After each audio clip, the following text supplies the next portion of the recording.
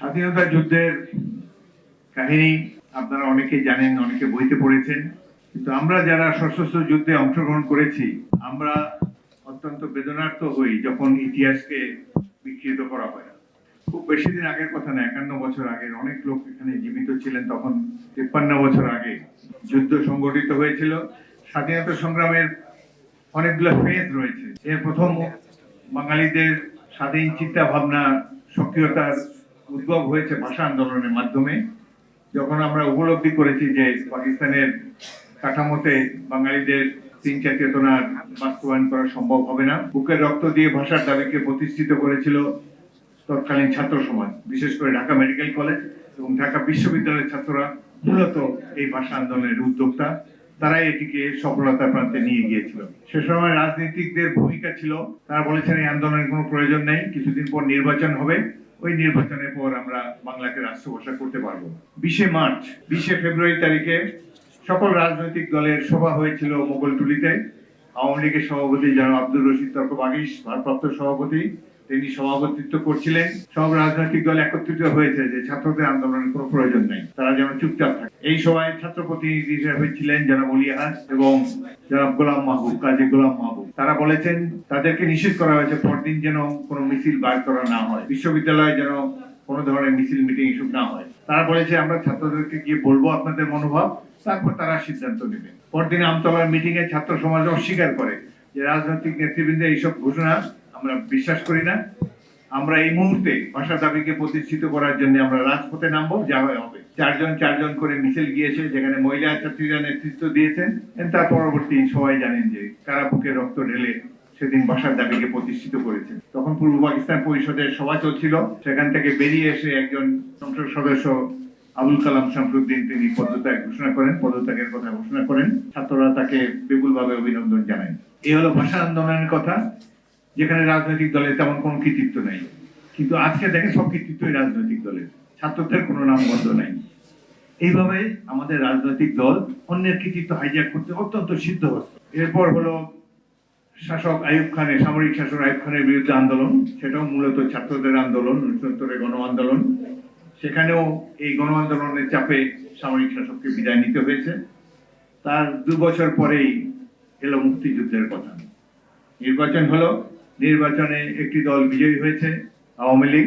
তারা রাষ্ট্রক্ষমতায় যাওয়ার জন্য প্রাণপণ চেষ্টা করেছেন, কিন্তু পাকিস্তানিরা আগেই সিদ্ধান্ত নিয়েছে। বিশেষ করে পাকিস্তান সেনাবাহিনী জনগণের কণ্ঠস্বরকে স্তব্ধ করার জন্য খুবই সিদ্ধহস্ত।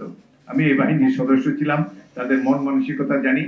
তারা সাধারণ লোকদেরকে বলে ব্লাডি সিভিলিয়ান, আর বাবা চাচা চোদ্দ গোষ্ঠী যে সিভিলিয়ান, এটা তাদের মনে থাকে না। উর্দি পড়লেই তারা মনে করে আমরা প্রভু, শাসক শ্রেণী, আমরা অন্যদেরকে দমন করব। এই মন মানসিকতা নিয়েই তারা 70-এ বিজয়ী দলকে রাষ্ট্র ক্ষমতা দিতে অস্বীকার করে। আওয়ামী লীগ তারা একতরফা, তাদের এক চিন্তা যে কিভাবে পাকিস্তানের রাষ্ট্র ক্ষমতায় যাওয়া যায়। তখন ধীরে ধীরে বাঙালিদের মনে সঞ্চারিত হচ্ছে স্বাধীনতার উদগ্র আকাঙ্ক্ষা, যে আমরা এদের সাথে বোধহয় আর টেকা যাবে না, আমরা একটা স্বাধীন রাষ্ট্র চাই, যেখানে ভোটের কোনো মূল্য নেই, যেখানে গণতন্ত্র নেই। এটি সাধারণ মানুষের মধ্যে এই চিন্তা ছড়িয়ে দিয়েছে ছাত্র সমাজ, যাদের একজন প্রধান উদ্যোক্তা ছিলেন জনাব সিরাজুল আলম খান। তিনি একটি ক্ষুদ্র গ্রুপ নিয়ে জনাব শেখ মুজিবুর রহমানকে ইনফ্লুয়েন্স করার চেষ্টা করেছেন যে আপনি স্বাধীনতার ঘোষণা দেন। 7ই মার্চের আগে এই ছাত্র নেতারা প্রচন্ড চাপ সৃষ্টি করেছে বঙ্গবন্ধু শেখ মুজিবের উপরে স্বাধীনতা ঘোষণা দেওয়ার জন্য। তিনি রাজি হননি এবং সিরাজুল আলম খানকে বলেছেন যে নেতার কথায় যারা লেট তারা চলবে, কর্মীরা চলবে নেতার কথায়, কর্মীদের কথায় তো নেতা চলতে পারে না। সুতরাং এই স্বাধীনতাকামী ছাত্ররা অত্যন্ত মনক্ষুণ্ণ হয়েছে 7ই মার্চের ঘোষণার পর। এই সময় সেনাবাহিনীর মধ্যেও কিছু নতুন চিন্তা ভাবনার উন্মেষ ঘটে। সেনাবাহিনীর সদস্যরা লক্ষ্য করে যে পশ্চিম পাকিস্তান থেকে সিভিল ড্রেসে সেনারা আসছে নীরবে, এবং চট্টগ্রাম বন্দরে ভারী অস্ত্র, কামান, গোলাবারুদ ইত্যাদি আসছে ক্রমাগত, প্রতিদিনই আসছে। সুতরাং পাকিস্তানিদের যে উদ্দেশ্য খারাপ, এটি আমরা সামরিক বাহিনীর সদস্যরা অনুভব করতে পেরেছিলাম। সামরিক বাহিনীর সিনিয়র নেতা ছিলেন ব্রিগেডিয়ার মাহমুদুর রহমান মজুমদার। চট্টগ্রাম ক্যান্টনমেন্টে সবচেয়ে বেশি অফিসার পোস্টেড ছিল, সেখানে প্রায় 30-40 জন বাঙালি অফিসার ছিলেন। তাদের নেতা হিসেবে ব্রিগেডিয়ার মাহমুদুর রহমান মজুমদার কর্নেল ওসমানীর সাথে দেখা করেন ঢাকা, এবং কর্নেল ওসমানীকে পাঠান।